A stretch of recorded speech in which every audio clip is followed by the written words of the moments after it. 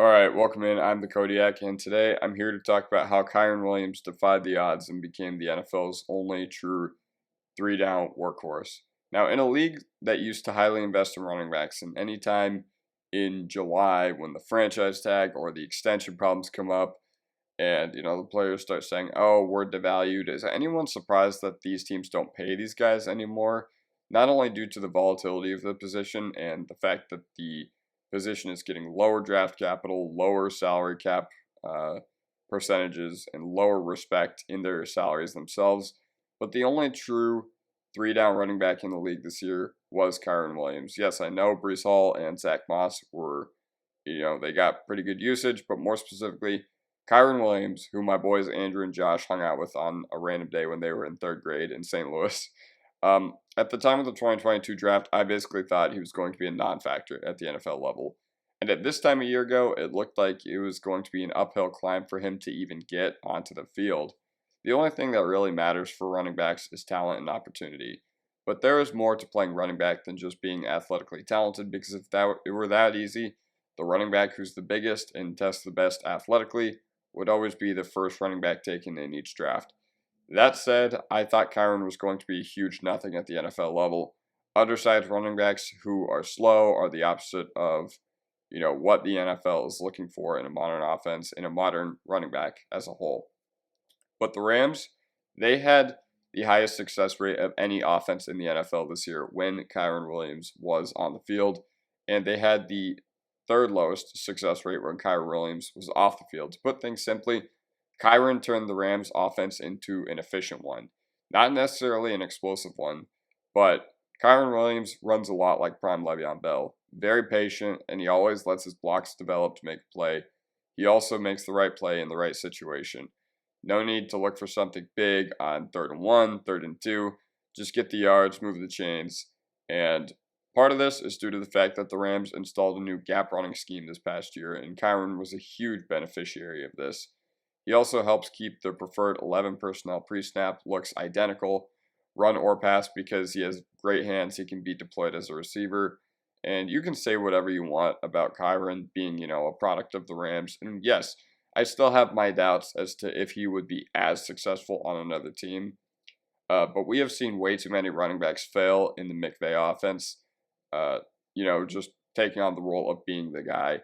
Think about Cam Akers. Yeah, he looked like he was going to be that guy, and then he suffered a few bad injuries, and he looked terrible until he went to Minnesota. Then he looked even worse and basically got a career-ending injury. But think about guys like Darrell Henderson. Now he can't even see the field. And another example I'm going to make of this is Puka Nacua. Yeah, sure, Puka probably isn't as successful without Stafford or McVay, but what he did this year was literally historic, and it is a product of not only him being good, but being in the right situation.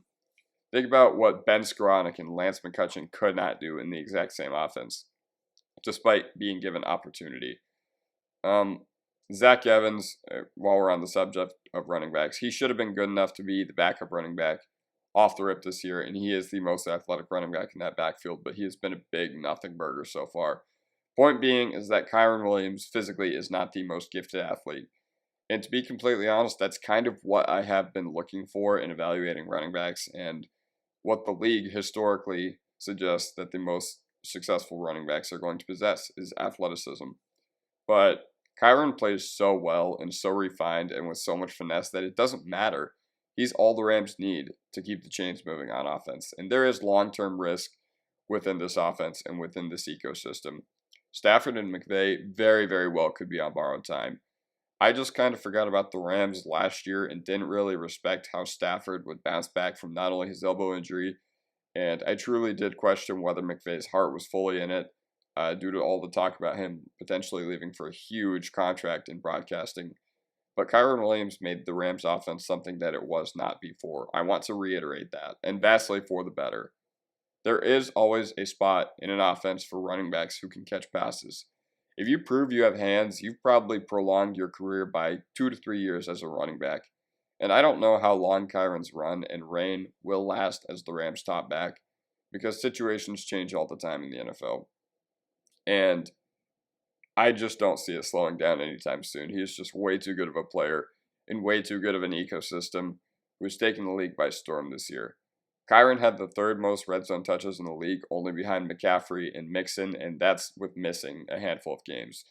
So despite all odds against him, he is legitimately a good player, and the Rams have a running back who unlocked their entire offense, something they have not had ever in the McVay era. Yes, I know Akers was good, or I shouldn't say ever because that's doing total disrespect to Todd Gurley, but Akers was good until he wasn't. Henderson, I mean, he hasn't really been that great throughout his time with the Rams. They've also had a few guys like Ronnie Rivers and, as previously mentioned, Zach Evans, but none of those guys have even come close to having the impact that Kyren Williams has had. And Kyren Williams is already one of the top backs in the league. How long does he stay on top? I'm not entirely sure, but the amount of skill, the amount of finesse he possesses, you can't really beat it. Alright, that is going to do it for me. Leave a like if you enjoyed, subscribe if you're not already, and I'll see you guys next time. Peace.